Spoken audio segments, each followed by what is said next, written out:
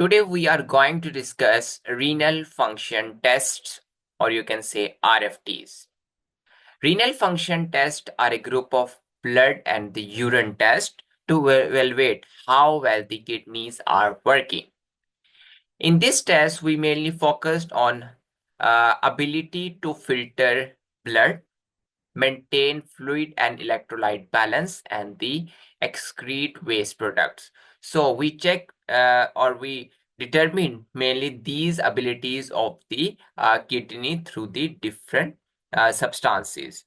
Filter blood, whether the kidney is filtering the blood properly or not, maintain fluid and electrolyte balance, and excrete waste products. Components of the RFT. First one is the serum urea, or you can also check the blood urea nitrogen, means how much nitrogen is present in the urea.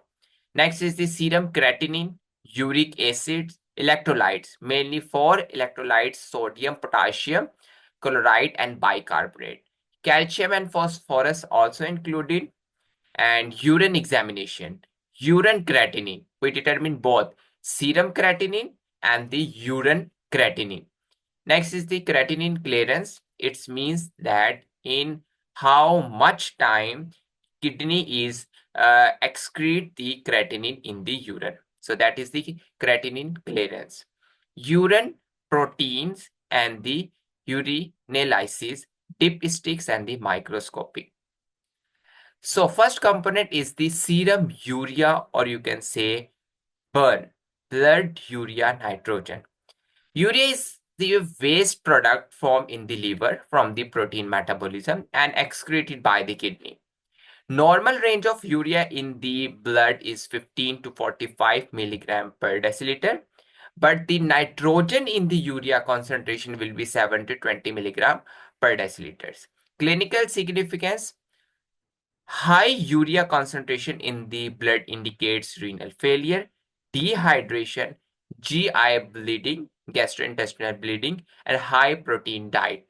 So this is the most important thing, as you see the protein metabolism happens in the liver and ultimately it will form the urea. So high protein diets mean high protein metabolism in the liver and high urea productions in our blood. Low urea concentrations mean there is a liver disease, malnutrition, and overhydrations.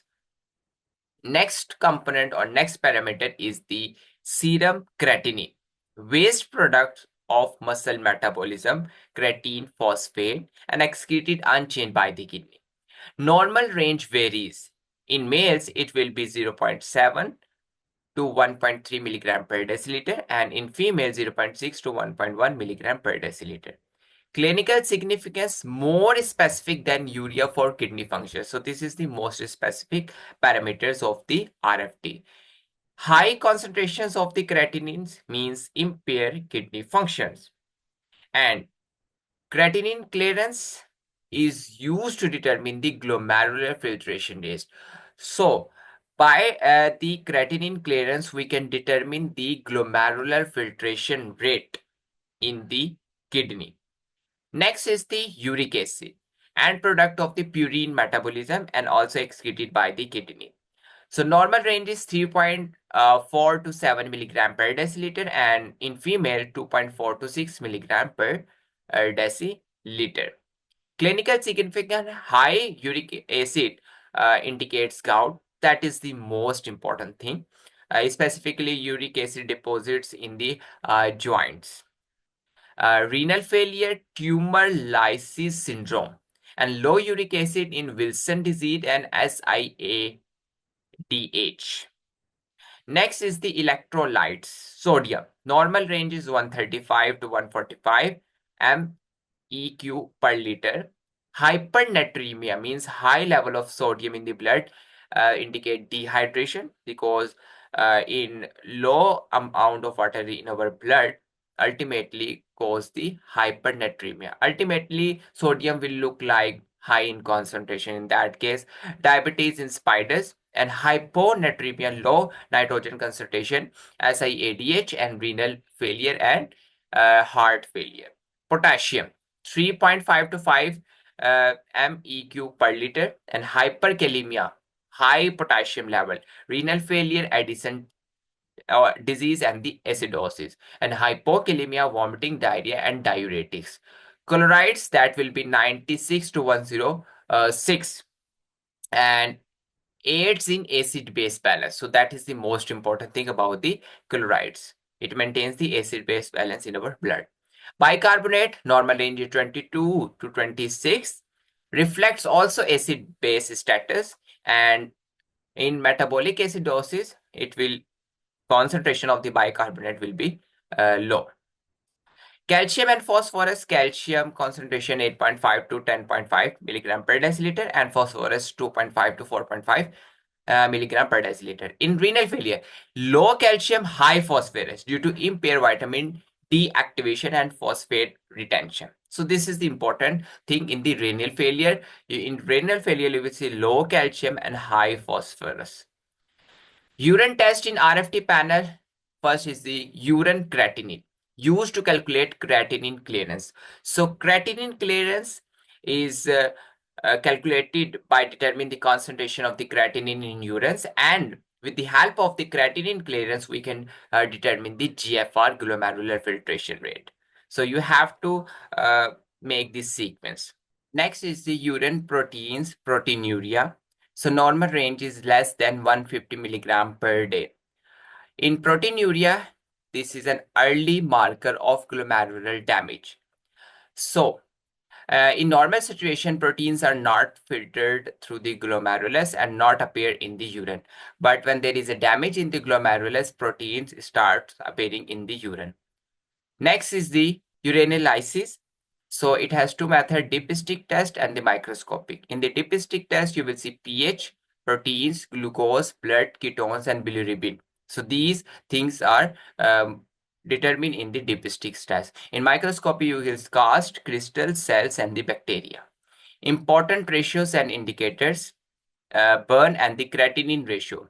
Normal range 10:1 and to 20:1.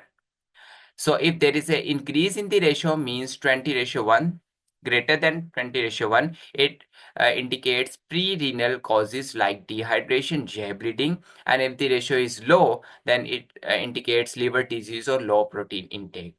Next is the estimated glomerular filtration rate derived from the creatinine using equation MDRD-CKD-EPI. Normal range GFR 90 to 120 ml per minute per 1.73 meter square, means 1.73 meter square area. In 1 minute, it will filter the blood 90 to 120 ml. Less than 60 indicates CKD, chronic kidney disease, and less than 15 kidney failure or end stage. Methodologies: urea is measured by the urease GLDH method or Berthelot reactions.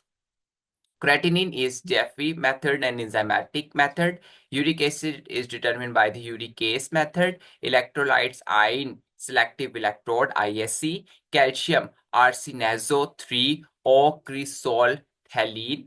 Phosphorus molybdate UV method, and estimated GFR is calculated from the serum creatinine. Clinical use of RFT: assess renal function in acute and chronic kidney diseases, monitor electrolyte and fluid balance, evaluate response to treatment. So all things we determine through the RFT. Monitor nephrotoxic drug therapy, detect early diabetic nephropathy, and screening before surgery or in hypertensive patient. Causes of abnormal RFT: so high urea and creatinine, AKI, acute kidney injury, CKD, dehydration and obstruction. Uric acid high, gout, leukemia and renal failure. Potassium, renal failure, hemolysis, acidosis. Low sodium, SiADH, renal loss and heart failure. Proteinuria, nephrotic syndrome and diabetic hypertension. Less calcium and high phosphate in CKD with secondary hyperparathyroidism. Precaution during RFT: avoid hemolysis, especially important for potassium. Fasting sample preferred in some cases, but not always. Avoid muscles exertion before sampling, affects creatinine. So as muscles are involved in the productions of the creatinine, so muscle exertions are avoided during creatinine. Record drug history. Some drugs affects urea and creatinine. Time and volume accurately recorded for 24-hour urine test. Mnemonic for remembering RFT panels, that is the CUC pen. C for creatinine, U for urea, C for calcium, P for phosphate, E for electrolytes, and N for nitrogen. So these are the important panels of the RFT. So this is all about the RFT. If you still have any question, you may ask in the comment section. Thank you so much.